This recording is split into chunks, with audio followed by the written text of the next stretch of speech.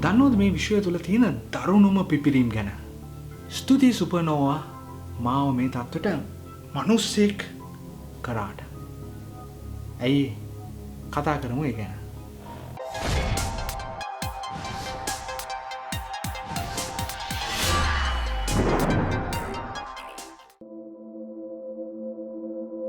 අපි මේ විශ්වයේ තිබෙන තරු අපි නොහිතුවට අති දැවැන්ත කර්මාන්ත ශාලාවන්. ශක්තිය නිපදවන වගේම ජීවයට අවශ්‍ය කරන බොහෝ මූලද්‍රව්‍යයන් එතනින් තමයි නිෂ්පාදනය කරන්නේ. අපි මදකට දැවැන්ත තරුවක අභ්‍යන්තරයට ගිහිල්ලා බලමු. මෙහි අභ්‍යන්තරය අපිට හිතාගන්නවත් බැරි තරමට අධික උෂ්ණත්වයක් තමයි තියෙන්නේ. එහි තිබෙන ප්‍රධානම ඉන්ධනය වන හයිඩ්‍රජන් පරමාණු ඒවායේ න්‍යෂ්ටික ක්‍රියාවලියක් මගින් හීලියම් බවට පත් වෙනවා. මේ අතුරු ඵලයක් විතර නිකුත් වෙන ශක්තියෙන් තමයි මේ මුළු විශ්වයේම ශක්තිය සපයන්නේ. ඉතින් කොහොම වුණත් මේ හයිඩ්‍රජන් වලින් නිපද වෙන හීලියම් අණු හයිඩ්‍රජන් වලට වඩා බරින් වැඩි. ඒක නිසා මේ හීලියම් ටික ඒ තරුවේ මැද කේන්ද්‍රයට කාන්දු වෙනවා. ඉතින් ඒක නිසා මැද එන්න බරින් වැඩි වෙනවා. ඉතින් මේ හීලියම් අණු කේන්ද්‍රයට රිංගුවට පස්සේ හි තියෙන අධික ප්‍රෙෂර් එක නිසා ඒක තව තවත් ඉස්සරහට න්‍යෂ්ටික ක්‍රියාවලියන් සිද්ධ වෙනවා. ඉතින් මේ ක්‍රියාවලීන් වලින් කාබන් නිෂ්පාදනය වෙනවා. එතනින් නවතින්නේ නැහැ. මේවා යකඩ බවටත් පත් වෙන්න මේ න්‍යෂ්ටික ක්‍රියාවලිය චේන් රියැක්ෂන් එකක් වගේ ඉස්සරහට අරගෙන යනවා. ඉතින් එන්න තවදුරටත් මේ අති දැවැන්ත තරුවේ කේන්ද්‍රයේ බර ඉතාමත්ම වැඩි වෙනවා.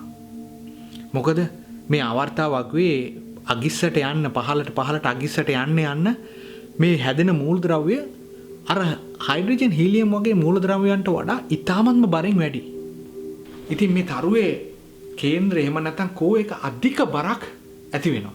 අවසානයේ මේ දුර්වල වෙච්ච වටේ කබොල්ල මොකද හීලියම් වගේ තුනී කබොල්ලක් නැතිබනේ කේන්ද්‍රය ඉතාමත්ම බරින් වැඩි කාබන් යකඩ වගේ අධික බර මූලද්‍රව්‍යයන් තමයි තියෙන්නේ. ඉතින් මේ වටේ කබොල්ල කේන්ද්‍රයේ තියෙන අධික ගුරුත්වය නිසා එකවර කඩාගෙන වැටෙනවා.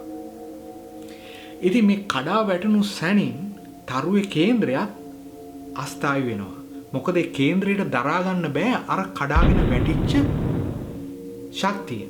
ඉතින් මේක එකවර පුපුරලා සමහර විට තරුවේ දෙපැත්තකින් ඊටමත් අධික වේගයෙන් විශ්වයේ දෙපැත්තට මේ තරුවේ අභ්‍යන්තරයේ තිබිච්ච සියල්ල විදින්න පටන් ගන්නවා. ඉතින් මේක තමයි මේ සුපර්නෝවා ආකාරයේ පිපිරීමක් කියලා කියන්නේ.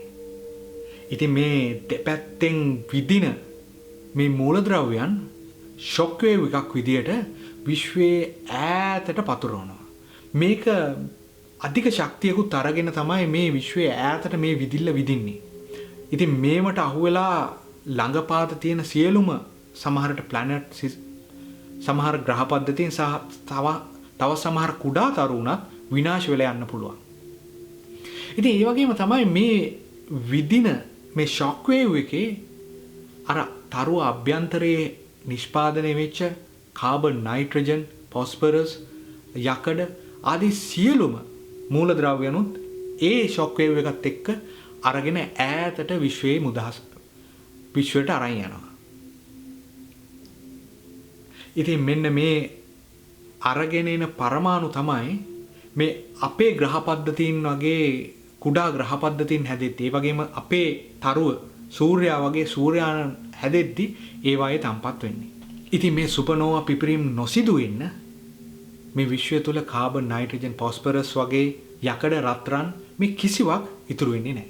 ඉතින් ඒක තමයි වීඩියෝ එක ආරම්භ කරද්දී මම මේ සුපර්නෝවා වලට ස්තුති කරේ. ඒගොල්ලෝ පිපිරී නොයන්න මම අද මෙතන නැහැ.